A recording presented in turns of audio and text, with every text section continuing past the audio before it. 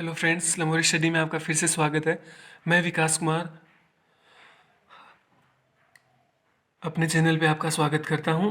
आज जो अपन पढ़ने जा रहे हैं वो है विद्युत धारा के ऊपर आधारित वे क्वेश्चन जो बार बार रिपीट हुए हैं किसी न किसी एग्जाम के अंदर। ठीक है, तो देखो पहला जो क्वेश्चन लिया है वो है कि बिजली घर से विद्युत उच्च विभव एसी पर प्रेषित की जाती है, क्यों। पहली बात तो आपको ये ध्यान रखना पड़ेगा कि जैसे जो पावर हाउस होते हैं, बिजली घर होते हैं, वहां से जो विद्युत प्रेषित की जाती है यानी अपने घरों को सप्लाई की जाती है, वो किस विभव पर प्रेषित की जाती है? उच्च विभव पर, यानी कि हाई वोल्टेज के ऊपर उसको ट्रांसमिट किया जाता है, प्रेषित किया जाता है। और उसका कारण क्या होता है? उसका कारण होता है, ऑप्शन देखो पहले, कि उच्च विभव पर विद्युत धारा की गति ज्यादा होती है, विद्युत शक्ति का अपव्यय कम होता है, कम विभव पर विद्युत उत्पन्न करना कठिन है, और इनमें से कोई नहीं। तो इसका आंसर होगा विद्युत शक्ति का अपव्यय कम होता है। विद्युत शक्ति का अपव्यय कम होता है, यानी कि अगर आप उच्च विभव से, हाई वोल्टेज से विद्युत धारा को ट्रांसमिट कर रहे हो, प्रेषित कर रहे हो, तो विद्युत शक्ति का जो खर्च है, अपव्यय है, वो क्या होगा? कम होगा। इसीलिए बिजली घरों से विद्युत उच्च विभव पर प्रेषित की जाती है। और छोटा सा सीधा सा क्वेश्चन पूछा जाए कि बिजली घरों से किस प्रकार की धारा प्रेषित की जाती है, आप ऑप्शन होगा आपके पास प्रत्यावर्ती धारा, दिष्ट धारा। ठीक है, तो आपका आंसर क्या होगा? प्रत्यावर्ती धारा। इसको समझने के लिए यहां देखो कि P प्रोपोर्शनल टू 1/v², यानी कि जो शक्ति का जो व्यय है या जो शक्ति है, विद्युत शक्ति, वो क्या होती है? वोल्टेज के स्क्वायर के व्युत्क्रमानुपाती होती है, यानी कि उल्टा होती है। यानी जैसे जैसे वोल्टेज का मान बढ़ेगा वैसे वैसे जो शक्ति है उसका मान क्या होगा? कम होगा। ठीक है ना, यानी कि विद्युत शक्ति का अपव्यय क्या होगा? कम होगा। ठीक है, तो इसीलिए क्या होता है कि हाई वोल्टेज की एसी प्रेषित की जाती है। नेक्स्ट क्वेश्चन, प्रत्यावर्ती धारा यानी जो मुख्य 220 वोल्ट की होती है उसका शिखर मान कितना होता है? पहला ऑप्शन है आपके पास 155.6 volt, second 220 volt, third 311.0 volt, और चौथा है 440 वोल्ट। अब पिछले वीडियोस में आपको मैंने सत्यापित करके बताया था कि प्रत्यावर्ती धारा का जो शिखर मान होता है, शिखर का मतलब उच्चतम मान, मैक्सिमम वैल्यू, वो कितनी होती है? 311 वोल्टेज। किस प्रकार से बताया था? जो IRMS रूट मैन स्क्वायर जो वैल्यू होती है प्रत्यावर्ती धारा की, वो कितनी आती है? I0/√2। और यहाँ से I0 की वैल्यू निकालोगे तो क्या आएगा? √2 इंटू IRMS। ठीक है, और √2 की वैल्यू होती है 1.414, और IR आप कितनी ले रहे हो? 220 वोल्ट की ले रहे हो, तो 220, और इसको जब इससे मल्टीप्लाई करोगे तो कितना आएगा? 311 वोल्ट। नेक्स्ट क्वेश्चन बहुत ज्यादा बार पूछा जा चुका है किसी भी प्रकार के एग्जाम हो कि भारत में जो प्रत्यावर्ती धारा काम में ली जाती है, यानी कि अल्टरनेटिव करंट काम में लिया जाता है, उसकी फ्रीक्वेंसी कितनी होती है, उसकी आवृत्ति कितनी होती है? तो कितनी होती है? 50 हर्ट्ज। कितनी होती है? 50 हर्ट्ज। नेक्स्ट क्वेश्चन है, प्रत्यावर्ती धारा परिपथ में सामान्यतः है। ध्यान से देखना, प्रत्यावर्ती धारा परिपथ में सामान्यतः क्या होता है वो देखो। पहला ऑप्शन है धारा का औसत मान शून्य होता है। दूसरा देखो, धारा के वर्ग का औसत मान शून्य होता है।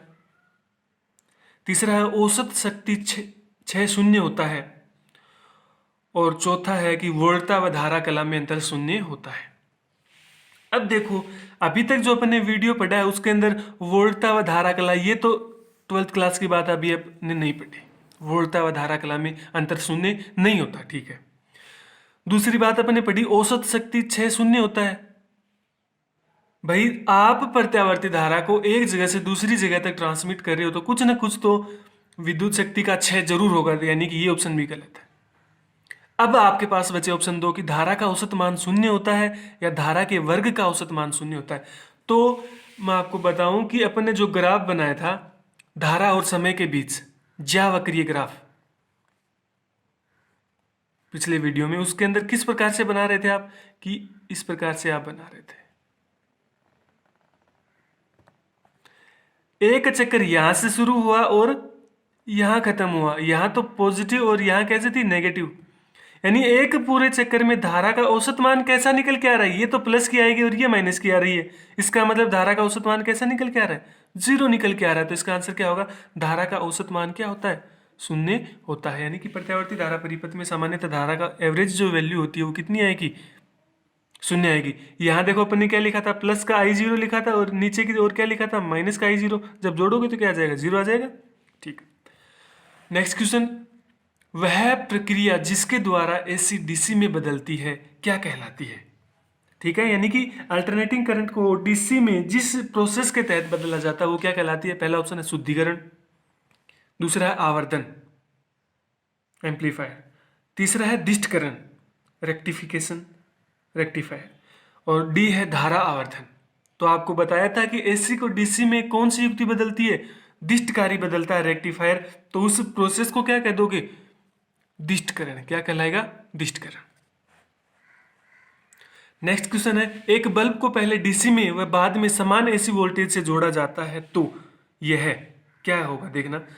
यानी कि एक बल्ब है, लट्टू लगा रखा आपने, पहले उसको डीसी में यानी कि डायरेक्ट करंट, यानी जो आपके पास घरों में जो बैटरी होती है ना, इन्वर्टर जिसे आप बोलते हो, ठीक है, उससे जोड़ा जाता है और उसके बाद में समान वोल्टेज की एसी से जोड़ा जाता है तो क्या होगा। देखो पहला ऑप्शन है एसी के साथ ज्यादा तीव्रता से चमकेगा, सेकंड है डीसी के साथ ज्यादा तीव्रता से चमकेगा, थर्ड है तीव्रता का अनुपात 1/1.4 होगा, और फोर्थ ऑप्शन है दोनों के साथ समान रूप से चमकेगा। तो आपका जो आंसर आएगा वो आएगा दोनों के साथ समान रूप से चमकेगा, क्योंकि आप जो वोल्टेज ले रहे हो समान वोल्टेज की एसी और डीसी ले रहे हो, और जो चमक जो होती है बल्ब के अंदर, जो चमक होती है वो क्या होती है, शक्ति 6 के समानुपाती होती है।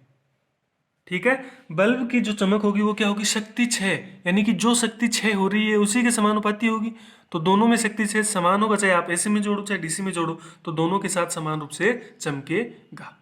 आंसर। नेक्स्ट क्वेश्चन, प्रत्यावर्ती धारा के शिखर मान व वर्ग माध्य मूल मान का अनुपात क्या होगा। प्रत्यावर्ती धारा के शिखर मान व वर्ग माध्य मूल मान का अनुपात किस प्रकार से निकालोगे।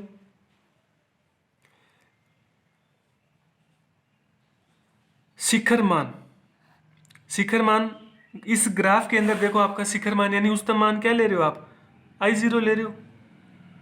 ठीक है, और वर्ग माध्य मूल मान आपको मैंने क्या बताया था, वर्ग माध्य मूल मान क्या होता है, IRMS, जो कितना होता है I0/√2।